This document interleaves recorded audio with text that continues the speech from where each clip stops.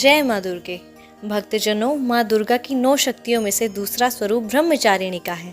यहाँ ब्रह्म शब्द का अर्थ तपस्या से है। ब्रह्मचारिणी का अर्थ हुआ तप की चारिणी, अर्थात तप का आचरण करने वाली। ब्रह्मचारिणी देवी का स्वरूप पूर्ण ज्योतिर्मय और अत्यंत भव्य है। इनके बाएं हाथ में कमंडल और दाएं हाथ में जप की माला रहती है। माँ दुर्गा का यह स्वरूप भक्तों और सिद्धों को अनंत फल प्रदान करने वाला है।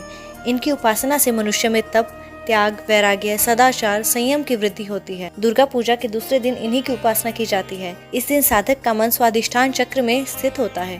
इस चक्र में अवस्थित मन वाला योगी उनकी कृपा और भक्ति प्राप्त करता है। पहला अध्याय, भगवती की महिमा और मधुकैटभ वध। भगवान विष्णु के सो जाने पर मधुकैटभ को मारने के लिए कमल जन्मा ब्रह्मा जी ने जिनका स्तवन किया है, उन महाकाली देवी का मैं स्तवन करती हूँ। वे अपने 10 हाथों में खड़ग, चक्र, गदा, बाण, धनुष, परिघ, शूल, भुशुंडी, मस्तक और शंख धारण करती हैं। उनके 3 नेत्र हैं। वे समस्त अंगों में दिव्य आभूषणों से सुशोभित हैं। उनके शरीर की कांति नील मणि के समान है और वे 10 मुखों और 10 पैरों से युक्त हैं। मार्कंडेय जी बोले, सूर्य के पुत्र सावर्णी, जो 8वें मनु कहा जाते हैं। और अब उनकी उत्पत्ति की कथा विस्तार पूर्वक कहता हूँ, सुनो। सूर्य कुमार महाभाग सावर्णी भगवती महामाया के अनुग्रह से जिस प्रकार मनवंतर के स्वामी हुए, वही प्रसंग सुनाता हूँ। पूर्व काल की बात है। स्वारोचिष मनवंतर में राजा सुरथ थे, जो चैत्र वंश में उत्पन्न हुए थे। उनका समस्त भूमंडल पर अधिकार था। वे प्रजा का अपने पुत्रों की भांति धर्म पूर्वक पालन करते थे। तो भी उस समय कोला विध्वंसी नाम के क्षत्रिय उनके शत्रु हो गए। राजा सुरथ की दंड नीति बड़ी प्रबल थी। उनका शत्रु के साथ संग्राम हुआ। कोला विध्वंसी संख्या में कम थे, तो भी राजा सुरथ युद्ध में उनसे परास्त हो गए। तब वे युद्ध भूमि में अपने नगर को लौट आए और केवल अपने देश के राजा होकर रहने लगे। किंतु वहां भी उन प्रबल शत्रुओं ने उस समय महाभाग राजा सूरत पर आक्रमण कर दिया।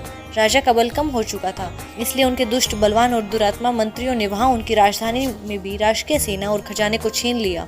सूरत का प्रभुत्व नष्ट होने लगा था, इसलिए वे शिकार खेलने के बहाने घोड़े पर सवार हो वहां से अकेले ही एक घने जंगल में चले गए। वहां उन्होंने मेधा मुनि का आश्रम देखा, जहाँ बहुत से हिंसक जीव अपनी स्वाभाविक हिंसा वृत्ति छोड़कर परम शांत भाव से रहते थे। मुनि के बहुत से शिष्य उस वन की शोभा बढ़ा रहे थे। वहां जाने पर मुनि ने उनका सत्कार किया और वे उन मुनि श्रेष्ठ के आश्रम पर इधर उधर विचरते हुए कुछ समय तक रहे। फिर ममता के वशीभूत होकर वहां इस प्रकार चिंता करने लगे, पूर्व काल में मेरे पूर्वजों ने जिनका पालन किया था, वही नगर आज मुझसे रहित है। पता नहीं मेरे दुराचारी भृत्यगण उसकी धर्म पूर्वक रक्षा करते हैं या नहीं। जो सदा मद की वर्षा करने वाला और शूरवीर था, वह मेरा प्रधान हाथी अब शत्रुओं के अधीन होकर न जाने किन भोगों को भोगता होगा। जो लोग मेरी कृपा, धन और भोजन पाने से सदा मेरे पीछे पीछे चलते थे, वे निश्चय ही अब दूसरे राजाओं का अनुसरण करते होंगे। उन अफवाही लोगों के द्वारा सदा खर्च होते रहने के कारण अत्यंत कष्ट से इकट्ठा किया हुआ मेरा वह खजाना खाली हो जाएगा। इस प्रकार से तथा और भी कई बातें राजा सूरत निरंतर सोचते रहते थे। एक दिन उन्होंने वहां मेधा ऋषि के आश्रम से निकट एक वैश्य को देखा और उससे पूछा, भाई तुम कौन हो? तुम्हारे यहाँ आने का क्या कारण है? तुम क्यों शोकग्रस्त और खिन्न चित्त दिखाई देते हो? राजा सूरत का यह प्रेम पूर्वक कहा हुआ वचन सुनकर वैश्य ने विनीत भाव से उन्हें प्रणाम करके कहा। वैश्य बोला, राजन, मैं धनिकों के कुल में उत्पन्न एक वैश्य हूँ। मेरा नाम समाधि है। मेरे दुष्ट स्त्री पुत्रों ने धन के लोभ में मुझे घर से बाहर निकाल दिया है। मैं इस समय धन, स्त्री और पुत्रों से विहीन हूँ। मेरे विश्वसनीय बंधुओं ने ही मेरा धन लेकर मुझे दूर कर दिया है। इसीलिए दुखी होकर मैं वन में चला आया हूँ। यहाँ रहकर मैं इस बात को नहीं जानता कि मेरे पुत्रों की, स्त्री की, स्वजनों की कुशल है या नहीं। इस समय घर में वे कुशल से रहते हैं अथवा उन्हें कोई कष्ट है।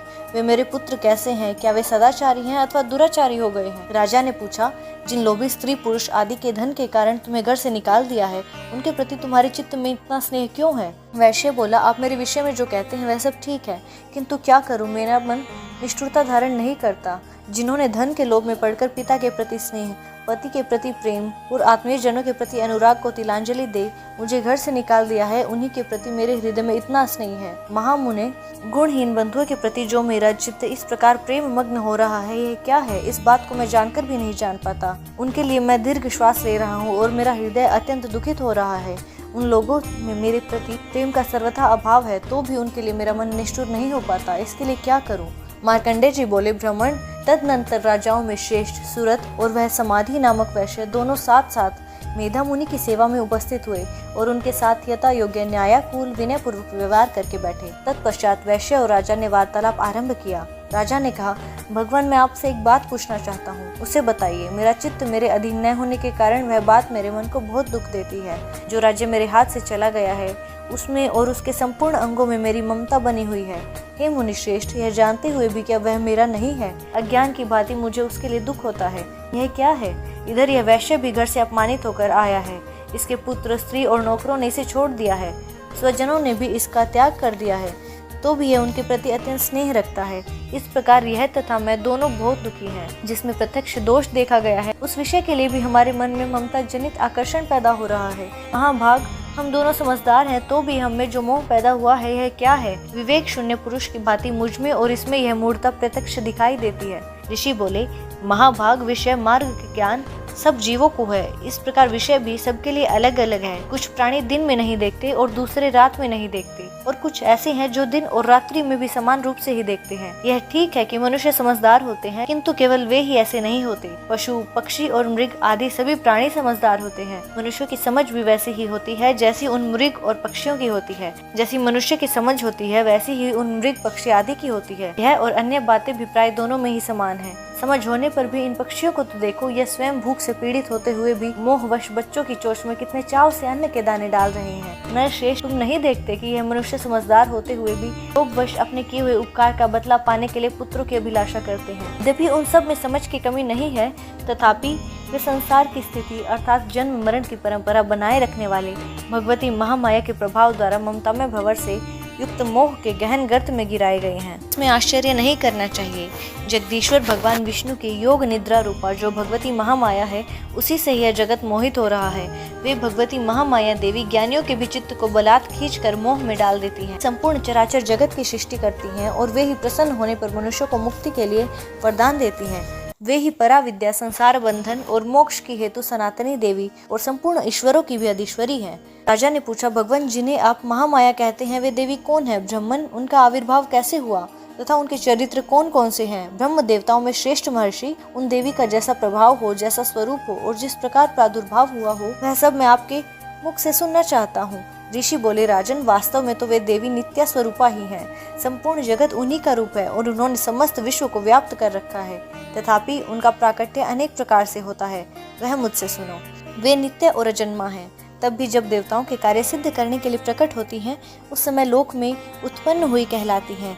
कल्प के अंत में जब संपूर्ण जगत एकार्णव में लीन हो रहा था और भगवान विष्णु शेषनाग की शैया बिछाकर योग निद्रा का आश्रय ले सो रहे थे, उस समय उनके कानों के मैल से दो भयंकर असुर उत्पन्न हुए जो मधु और कैटब के नाम से विख्यात थे। वे दोनों ब्रह्मा जी का वध करने को तैयार हो गए।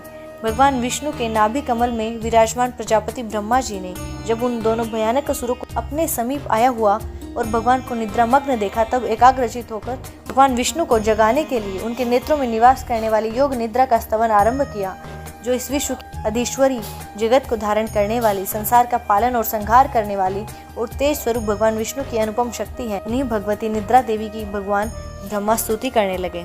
ब्रह्मा जी बोले, देवी तुम ही स्वाहा, तुम ही स्वधा और तुम ही वशटकार हो। स्वर भी तुम्हारे ही स्वरूप हैं।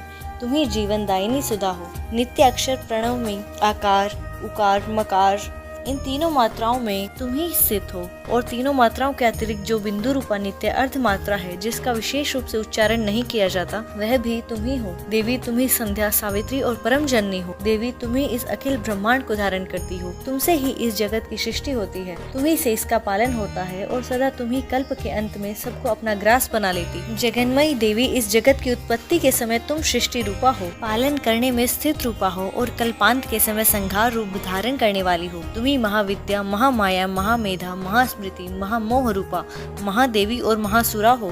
तुम ही तीनों गुणों को उत्पन्न करने वाली प्रकृति हो। भयंकर काल रात्रि, महारात्रि और मोहरात्रि भी तुम ही हो।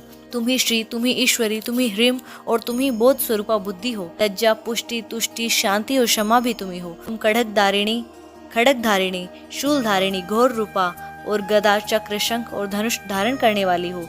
बाण, भुषुंडी और परिघ, ये भी तुम्हारे अस्त्र हैं। तुम सौम्य और सौम्यतर हो। इतना ही नहीं, जितने भी सौम्य और सुंदर पदार्थ हैं, उन सब की अपेक्षा तुम अधिक सुंदरी हो।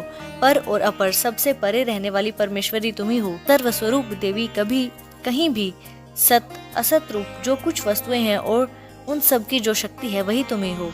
ऐसी अवस्था में तुम्हारी स्तुति क्या ही हो सकती है। जो इस जगत की सृष्टि, पालन और संहार करते हैं, उन भगवान को भी जब तुमने निद्रा के अधीन कर दिया है, तब तुम्हारी स्तुति करने में यहाँ कौन समर्थ हो सकता है। मुझको, भगवान शंकर को तथा भगवान विष्णु को भी तुमने ही शरीर धारण कराया है, अतः तुम्हारी स्तुति करने की शक्ति किसमें है। देवी, तुम तो अपने इन कृपालु प्रभावों की प्रशंसा के योग्य हो। ये जो दोनों असुर मधु और कैटभ हैं, उनको मोह में डाल दो और जगदीश्वर भगवान विष्णु को शीघ्र जगा दो। साथ ही इनके भीतर इन दोनों महान असुरों को मार डालने की बुद्धि उत्पन्न कर दो। ऋषि कहते हैं, राजन, जब ब्रह्मा जी ने वहाँ मधु और कैटभ को मारने के उद्देश्य से भगवान विष्णु को जगाने के लिए तमोगुण की अधिष्ठात्री देवी योग निद्रा की इस प्रकार स्तुति की, तब वे भगवान के नेत्र, मुख, नासिका, बाहु, हृदय और वक्षस्थल से निकलकर अव्यक्त जन्मा ब्रह्मा जी की दृष्टि के समक्ष खड़ी हो गई। योग निद्रा से मुक्त होने पर जगत के स्वामी भगवान जनार्दन उस एकार्णव जल में शेषनाग की शैया से जाग उठे। फिर उन्होंने उन दोनों असुरों को देखा। वे दुरात्मा मधु और कैटभ अत्यंत बलवान और पराक्रमी थे और क्रोध से लाल आंखें किए ब्रह्मा जी को खा जाने के लिए उद्योग कर रहे थे। तब भगवान श्री हरि ने उठकर उन दोनों के साथ 5000 वर्षों तक केवल बाहु युद्ध किया। वे दोनों भी अत्यंत बल के कारण उन्मत्त हो रहे थे। इधर महामाया ने भी उन्हें मोह में डाल रखा था, इसलिए वे भगवान विष्णु से कहने लगे, हम तुम्हारी वीरता से संतुष्ट हैं, तुम हमसे कोई वर मांगो। श्री भगवान बोले, यदि तुम दोनों मुझ पर प्रसन्न हो तो अब मेरे हाथ से मारे जाओ। अब इतना सा ही मैंने वर मांगा है, यहाँ अन्य किसी वर से क्या लेना है। इस प्रकार चले जाने पर जब उन्होंने संपूर्ण जगत में जल ही जल देखा, तब कमल नयन भगवान से कहा, जहाँ पृथ्वी जल में डूबी हुई न हो, जहाँ सूखा स्थान हो, वहीं हमारा वध करो। ऋषि बोले, तब तथास्तु कहकर शंख, चक्र और गदा धारण करने वाले भगवान ने उन दोनों मस्तक अपनी जांग पर रखकर चक्र से काट डाले। इस प्रकार ये देवी महामाया ब्रह्मा जी की स्तुति करने पर स्वयं प्रकट हुई थी। अब तुमसे उन प्रभाव का पूर्ण वर्णन करता हूँ, सुनो। जय माता दी।